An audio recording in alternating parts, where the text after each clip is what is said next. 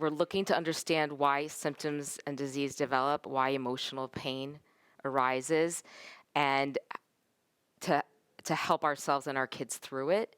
We want to do it through as natural means as possible because that's what's best. And we're looking for the root cause. When we find the root cause of things, we can go in and heal and uproot it, okay, and help life flow as it was meant to. This is our map. It's a way to understand the physiology, it's a way to understand our minds, our souls, and it's also a way to foster peace. So, by understanding the root cause of a behavior that a child is exhibiting, by understanding the root or what is coming out inside of me when I'm interacting with my child or when I'm alone with myself, it allows us to zoom out a bit of the discomfort and the challenge, and not take things as personally. And from there, we're better able to step in and be the healers, right? Remember, I said, and I'm going to emphasize this over and over again, that you moms are the healers. The practitioners that you bring into your lives to assist you on the path are just that, they're assistants. As parents, we truly are the ultimate healers of our children. I'm going to teach you some tools, but just you, your presence, your connection with them is the ultimate healing. So we zoom out, we take things less personal, we become observers. Like I described, the Chinese observed nature, and from there they understood the body. Same with us and our symptoms and our children's symptoms. We're going to step out of judgment. We're going to step out of labels and the rigidity and the smallness that a diagnosis gives to a person, right? When in fact, it's an energy out of balance. And there's so much healing and expansiveness that can happen when we can zoom out of labels. These elements are really movements of energy, okay? Energy being the core. So in the first class we said how this is Torah base, that the Rambam writes in Yesodei HaTorah, that everything in existence in the cosmically, everything in the world that you'll find is going to be comprised of 4 elements, okay? So too in the body, everything in the physical body is made up of these elements. Our emotions and our personality traits are this. This is the map we're going to keep coming back to. This says 5 because this was, in 1000 BCE, this is what the Chinese mapped out to help them understand. In Torah and Kabbalah, we speak of 4 elements. It really is 4. These 2 are really going to overlap so much, we're going to see. This is another way of looking at the map. According to the medical philosophy, the earth element is at the center, and it also comes in between each element. What's the earth? Remember, we talked about it's nurturing. It's the food, right? Why does comfort food work? Because it's a part of every element. We talked about 3 causes of disease. External was the first one. So this is an outside influence coming into the body, into the home. For example, a virus, a bacteria, food poisoning can disrupt the flow. The second cause of disease was emotional, coming from the inside.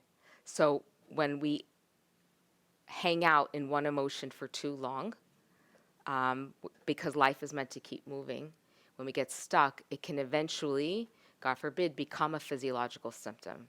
And this is what you're seeing now we've seen this in the healing world for many years, but science is catching up in the last 30, that emotions are a cause of disease. Excess fear. Remember the water element, excess fear can eventually start leading to lower back pain, sciatica pain.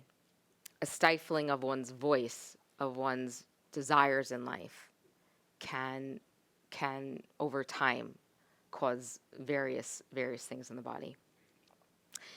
So the core of the circle is this axis right here. The fire, earth, water axis. So this represents water. This represents my hormones, my genetics, my essence, what I come into the world with. This is my purpose in life. This is my will to live. This was the center, my digestive system, right? Home, This is home. And then the heart, the fire represents my mind, my heart, who I am, my soul, my sense of self. This axis is holding the whole system together to allow for growth, for self-esteem, my desires in life, what I go for, my vision, my creativity. Okay, this axis can get broken and shaken, and all the elements start going haywire when trauma hits. It disrupts the whole dynamic. And we talked last time about little T's and big T's. This is the psychology world calls it, little traumas and big traumas. It's not easy being a human, being a soul in this body, and we have to keep that in mind when we're working with our kids. If we can keep that in mind, we're going to have more compassion on ourselves and on them. Everything gets a lot easier. We remember the core of who we are and why we're here. But when a trauma hits, this whole thing breaks down. I forget where I come from. I forget what I'm doing here. I don't know what I want in life. I don't know who I am, right? There's all this brain fog. Brain fog is a physiological manifestation of a person not knowing who they are. The system is clouded. Insomnia, anxiety. It's a person not knowing who they are and not being fed by where they come from. And in the center, you have all this digestive upset, right? All this IBS and Crohn's and colitis, constipation, food sensitivities. That's why when people have gone through trauma, some people, it's like everything isn't working, and person runs from doctor to doctor and healer to healer, and it's not because they don't want to heal, or because they're addicted to practitioners. It's because there's actually so much going on, and they need different types of attention to heal the mind, to heal the spirit, to heal their gut, right? To heal their adrenal glands and their hormones, and their spirit. And I mapped this right next to it to show how this is a picture of the vagus nerve.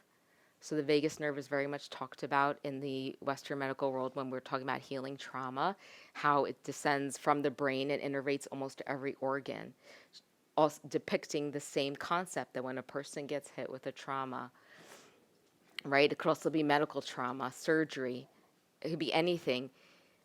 Every organ will get affected: the heart, the lungs, the stomach, the intestine, the liver, and disrupt. And so this really helps us understand why we're seeing the diseases that we see, why so much can go wrong in one person.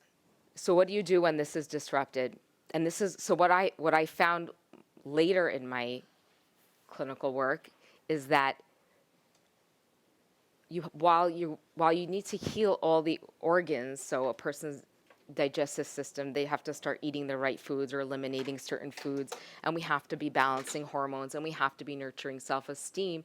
While we're trying to put the circle back together, we have to be sure that we're realigning the person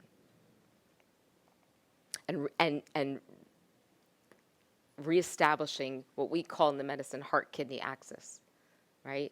Who I am, where I come from, my integrity. How do you do that? So on a medical level, we have herbs that do this. They start doing on a physiological level. So what's happening here, when this is off balance, there's all this hormonal disruption. This water energy is not nourishing the fire, keeping the fire in balance, and the fire is not warming the water. So this is why you'll see anxiety, insomnia, hot flashes. It's the water not keeping the fire in balance, right? So we have herbal medicine that we use, a formula that was developed hundreds of years ago specifically for this, okay? And it balances these elements. Beautiful, sweet herbs. Children don't necessarily need this, but adults do. The key to the kids' healing is you. Where they come from. Where they come from is you. So when I'm engaging with my child, whatever it is, and I have to stay mindful of the time, whether it's in a loving embrace, a nurturing space, or when I have to guide them in a more firm place, what I've started to do is see this line in my mind. I envision the invisible umbilical cord between me and my daughter, and I keep that intention when engaging with her. And the kids feel it. So the stronger the attachment between you and the child, the easier and faster they're healing. You're reestablishing the core. The core is the parent-child relationship. The children pick up on energy. We all know this. You're stressed out, they know it immediately. So that's why we parents have to be always in healing. We're constantly working on ourselves. They'll feel it. And the more aligned and stable we are, the more we're able to hold space for them. The more we're able to see them. And then the better we're able to respond to what they're asking for. I was treating a 7-year-old boy for what was called ADD, because you know how I feel about labels. They're too restrictive. And you're going to hear why. And he was presenting with a lot of aggression and anger, a lot of trouble in school, not listening to mom, making it difficult for the siblings, right? Everything was just difficult. And I got to talking, and I spoke with the mom, and I said, for us to heal your son, we have to work on healing you, right? And she was fully on board with that, and she was like, yes, you're absolutely right.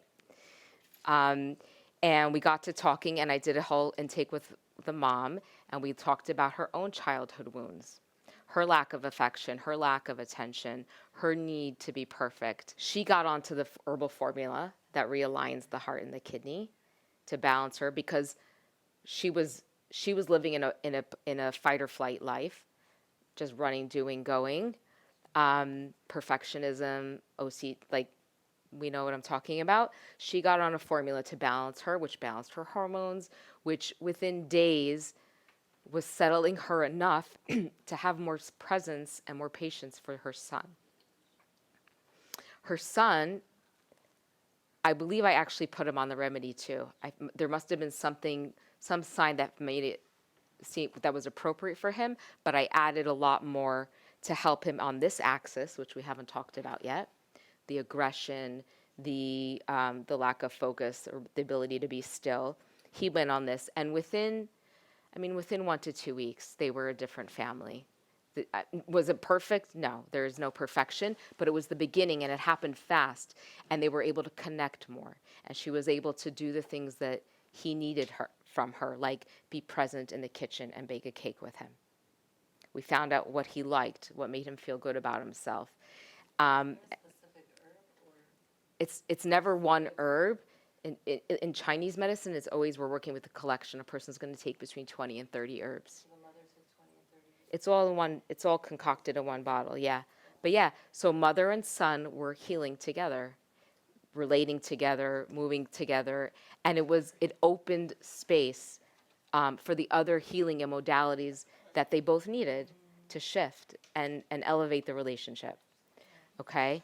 Because there was pain and trauma, depending on which element you have dominance in, you're going to now see the world only through that lens, on the dark side, on the negative side. So a child or a person with a dominant water, remember the emotion associated with water? It was fear. This person now will move through life fearful. You know these people, it may be yourself, there's just fear around everything, about taking steps, about the outside world, about leaving one's room. Sometimes these kids, there's so much fear, and they start to see the world that way. And if not, and when really the flip side is wisdom and depth, and I can be wise about my decisions. I don't have to be fearful of life. I can understand the source of life, the depth of life. A child who is hurt, whether it's with bullying or medical trauma, they came into the world with the gifts of benevolence and love and affection and softness and the ability to be vulnerable, but they lost sight of that when this got disrupted, and so now they're angry and anxious, and they can't sleep, and they can't connect to you because this is so out of balance. There's all this rising energy, and they can't sit still, and they can't connect. But we can change it, and I'm sure everyone in this room, to some extent, in the journey of life and the journey of healing, you start to shift your perspective. You're able to shift your way of being. Healing is possible after trauma, very much. So you do it by aligning, and you do it at the same time you're working on each element. You're nurturing self-esteem. You're touching, and you're loving, and you're connecting. You're feeding healthy foods. You're giving space to grieve. You're giving, you hold awe for your child and for yourself and for life, and you provide safety and security, calm, stillness, good quality sleep. Okay? My child doesn't want to connect. My child doesn't like me. It's all falsehood. It's not true.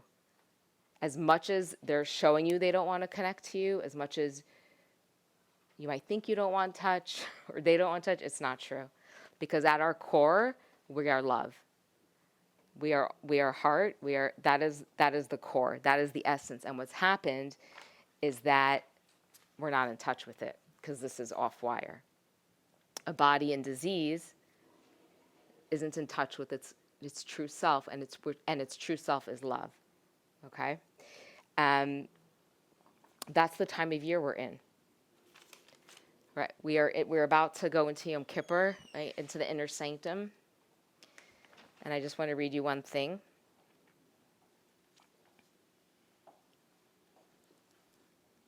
So it says in Shir Hashirim, Song of Songs, I'm sleeping, but my heart is awake.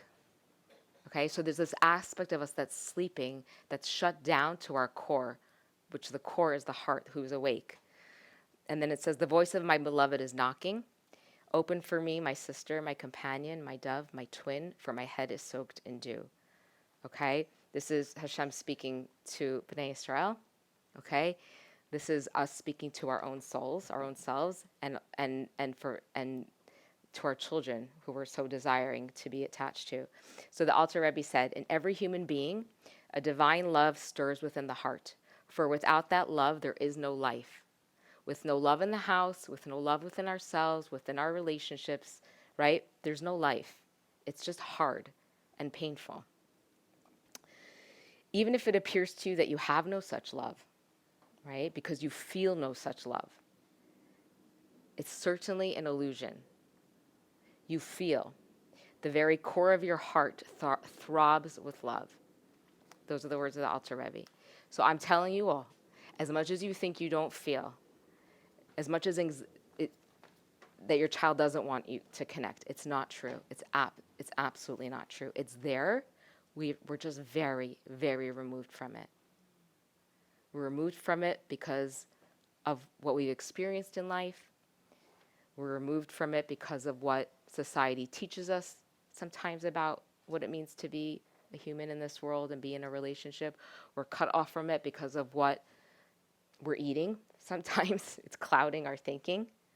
Okay, we're cut off from it because of our schedules, our perfectionism. The truth is, love is at the core. Here's one way to access it very easily. Okay? This is our first practical lesson. Let's see if that sticks. It's not going to. Oh, no. Okay. Do you have? Wait, this is sticky. 1 second. This might be enough. I got it. So I'm teaching you now a massage technique that I teach all the parents who bring their kids to see me. Because no matter what medicine they take, no matter what food item we take out of their regimen to help their physical bodies, we have to keep aligning the parent-child relationship. So one way I do this is by coaching parents in this massage technique. It's called a heart massage. Okay? This I learned from one of my teachers from New Zealand, Heather Bruce. This technique takes a minute. It can be done over the clothes and at any time. And what it does is it brings immediate calm to a person. Can you do it on yourself?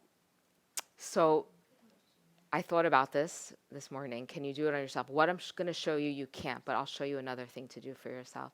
So for yourself, you can place your right hand over your heart and send a loving intention and stillness. Okay? What I'm going to teach you, you can do on children and adults. Adults love it. Okay? This is one way that I sometimes start my treatments because it's a way to settle. Remember the energy of fire. If you have an anxious child, a person who can't be still, a person who's sad, it's this up and down, the dancing flame, the up and down. This movement is going to be, it's a circular movement. It's a nurturing movement. It's the movement of earth. Remember this energy movement? It's the nurturing stability of home that you're giving to the child's heart. And I'm telling you, if you're sensitive and you get still enough, you'll feel the energy shift in the room. Immediately, I see it all the time, the kids just melt immediately. They love it. So this is an amazing thing to do at bedtime. Okay, you do it anytime, but bedtime, before they start their reading, before you start story time, okay, before you try to engage in some deep, meaningful conversation with them, you settle, you settle their heart.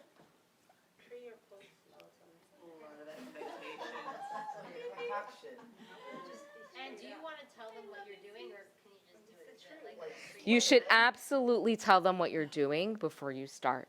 Before you touch them, you need to tell them. Can you what? Yeah, you should take a video. I'm going to show you on the chart. Then I'm going to demonstrate on one of you. I'm going to demonstrate on one of you. And then I would like to, if everyone has time to stay a little, we're going to practice on each other. This is only step one. I'm going to teach you other things. But again, depending on your child, is how much you'll have to say and explain to them. But you should let them know you're going to do something that's respectful. That's respecting their space, their boundary. Okay? The fire element, the heart is very much about boundaries and trust. Right? We're working to reestablish connection. So when you're in a good space, and I'm telling you, they're going to love it. You won't have to say much. You can just say, I went to class today and I learned a massage that I was told feels so yummy and is so calming. Would you like it? Would you want to try it? If they say no the first time, that's okay. You can do it on a sibling, all right, and have them watch. You can do it on your spouse. Have the child watch. Sometimes new things are a little scary, okay? So demonstrate on a doll. That's a great way. Show them first on a doll, and this is what I want to do for you. It takes 1 minute. You can set the scene. You can light a candle. You can put on nice music. Okay? You're creating the spa acupuncture clinic in your home. Okay? So this is a heart massage. This is my drawing of a back. Okay? This is the spinal cord. These are 2 scapula, the bones. You know what these are? These are the shoulder blades. Okay. You're going to take 2 fingers. You're going to feel around, and I'm going to show on whoever is my volunteer. You're going to take 2 fingers, and you're going to place them on each side of the spine in between the shoulder blades. And you're just going to do light touch. You're going to do 4 circles. Just like that. That's it. Okay? You don't have to stay in the same place. You can move a little bit if you want. You can go like to the top of the scapula, 2, 3, 4. You can move down. You're going to feel out what you want to do, or you can just stay in the same place. After you do those 4 circles, so this is your map, circle times 4, then you're going to go to this movement. Remember, because everything's energetic movement. After I do my circles, I take my 2 hands and I go outwards 4 times. 1, 2, 3, 4. And then let it settle. Don't say so much to them. Don't move, because you'll see their body's going to go through an adjustment, like something just happened to them. They just got a treatment. This is very powerful medicine. We don't need always hard things, long things to cause an effect. So once you do that, you're going to see your child, their face is going to change. They're going to sink into their pillow a little bit more, and you just let it settle. And then when it's time, you'll say softly to them, "How was that?" And they're usually going to say, "Amazing, yeah, do it again." Um, you don't have to do it again. That was your treatment. You don't have to do it again. You can do it one more time, but they're not going to need it because you've already put the medicine in the body. The heart has now settled down. The nervous system has relaxed. And then you can move into your bedtime story, your conversation. If you want, if you're skilled, and like as in a few classes from now, we're going to add on other massage techniques. You could then move into other parts of the body. Give their little feet a rub, their little hands, but it won't be necessary. This is very powerful. You're saying you do this one time before? That's it. That's all they need. Sometimes clockwise. You could do it with them sitting up or laying down on their bellies. I did this to an adult sitting. We were at the All Hell the other night. I did this to an adult to demonstrate it for a child, and she melted. Because all of us need it too. All of us need our hearts massaged. Our hearts go through. Just doing this to calm us first before we. Right. So absolutely take the time and techniques that you need to be able to be present and still to do this for your child. So you can put your hand on your heart. Make sure you've eaten dinner, showered, whatever you need to be your best self for your child in that moment, do. Like, don't rush in and say, "We gotta do this massage." Not gonna work. Not gonna work. We're the medicine. What? Yeah. So let's demonstrate on a person, and then we'll practice. Is there any more questions? Okay. Oh, I have Yeah. a question. I had a question from before. When you express, you were saying before that when you give a kid love, so let's say that I genuinely connect to myself and I get to a place of love, and then I share that love with my kid, right?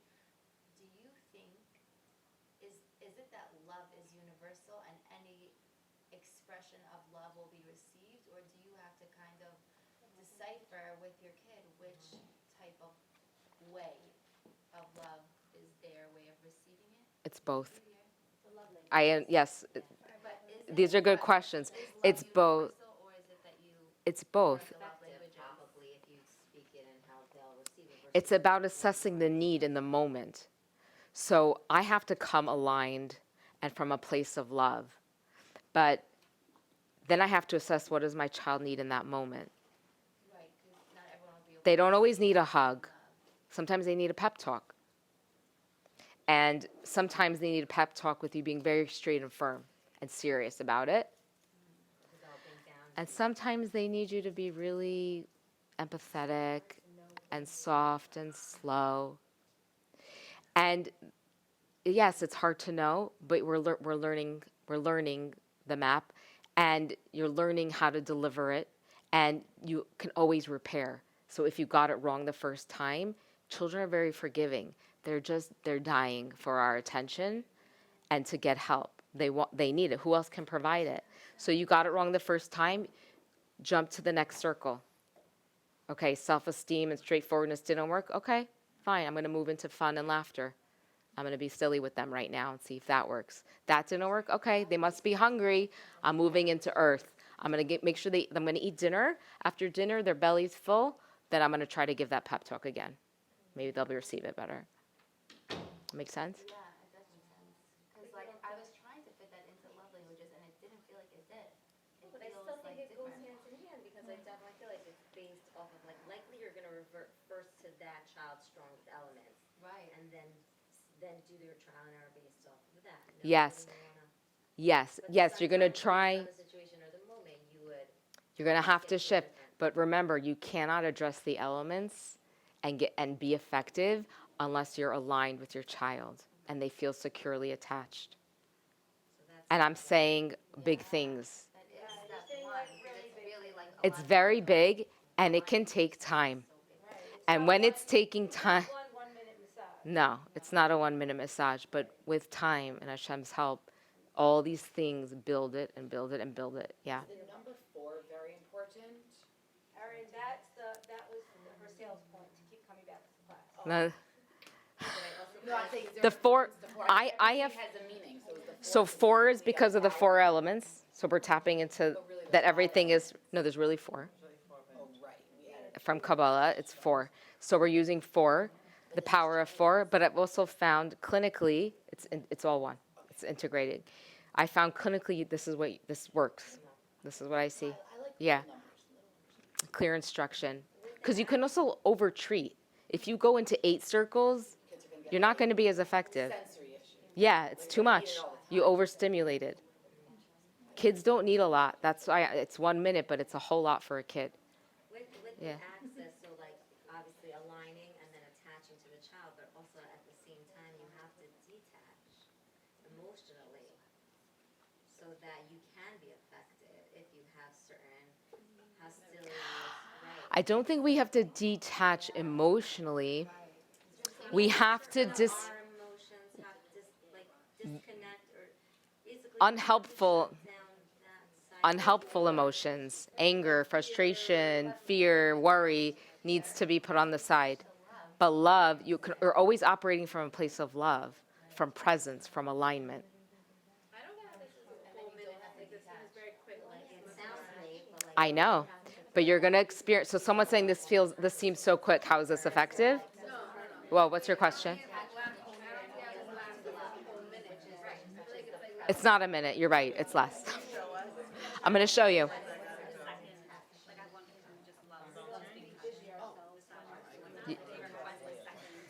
A second time of it, you can give it. If a child requests, do it again. It's you know what I would do if the child requests more touch. If the child requests you do it again and you don't want to over treat, you can just gently just do these long strokes. Just soothe. Right? This is the spine, the nervous system, the brain's traveling down, right? You just soothe, go downward. And then move into your bedtime routine. Okay, let's demonstrate on a person. CB, do you mind tilting the camera onto someone's back? Whoever comes to volunteer, you will not be. Actually, can someone volunteer and who doesn't mind their back being on the screen? We'll edit the camera. Okay. So just come. You don't mind? Yeah. Okay. Perfect. I'm gonna bring her here for. Okay, we're demonstrating now on a person, and then we're gonna practice. Oh, good. So that will be edited, and then can you tilt the camera? Can you tilt the, or just so that it's here? Okay, it sees it. It's good. No, I want to tilt the whole camera. Okay, princess. So take the arm. Can I turn this so you see the back? No, you're good. Oh, I got it. You got it? Okay, great. And we're still recording? Okay. Ready, everybody? Thank you. Okay. So the person is sitting or they're laying on their belly. I look for the shoulder blades. So you can use your hands and feel, oh, here's a big bone, right? Here's the other bone. Okay, I know I'm coming in between them. I take my 2 fingers here, and first I check myself, my presence, my intention, my energy. I'm letting go of anything but being here with this person. Okay, and I can gently put my hand on them. I take my dominant hand and my 2 fingers between the bones, and I do my circles. 1, 2, 3, 4. And then I go out. 1, 2, 3, 4. How was that? Okay. Did you see how soft it was? Okay. Are your hands supposed to be like that? It doesn't matter how your hands are, just the movement. Okay? Can people practice? Sure. Does anybody want to try it? Would you do it again, please? Sure. I also love seeing Marie smile. What was it like for you? Yeah, it felt good, but everything for me is touch. So all touch for me. Yeah, that's my love language. But yeah, it was very relaxing. So, Yeah. okay, but even though that's Yeah. something you connect to, Right. you were able to already feel Yeah. more relaxed. I was definitely feeling more relaxed. Okay, you heard that? I mean, she's also in front of people, but you heard that was immediate. Yeah. And I barely put any pressure on, and it took And I seconds. thought it was lower down. When you were explaining this, I thought it would be here. I didn't No. realize that it's up here. Right. It's here. But remember, you feel for the shoulder blade. Sure. Let's try another person. Another. It's actually good for all of you. Before you all go home, and try this on your children, please experience it here today. So let's like buddy up. So come, we'll do it on another back. Okay? Close my eyes. You don't have to. They don't have to close their eyes, okay? There are no rules except for these two. So again, I'm feeling for the shoulder blade. I'm touching so softly. I'm touching from my heart. Okay? The heart channel the heart has its own channel that goes from its seat here out into the arms, into the hands, okay? So you're sending your love through your hands to your child. I feel for the two bones. I know they're right here. I place my two fingers in between them and I start. Are you ready? 1, 2, 3, 4.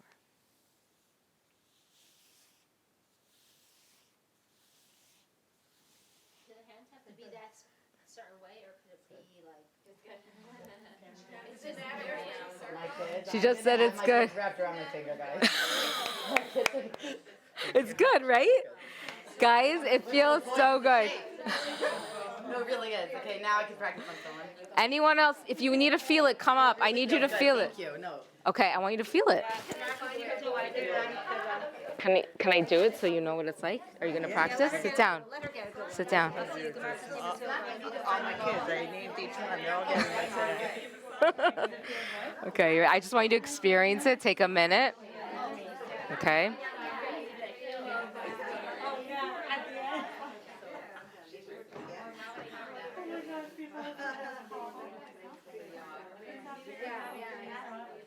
It's really, even when Tibi did it, it was great. You feel it? Okay, good. So you know. So you have it. Yeah, It's embodied. You're doing this every night. You can do it every night. It takes no time.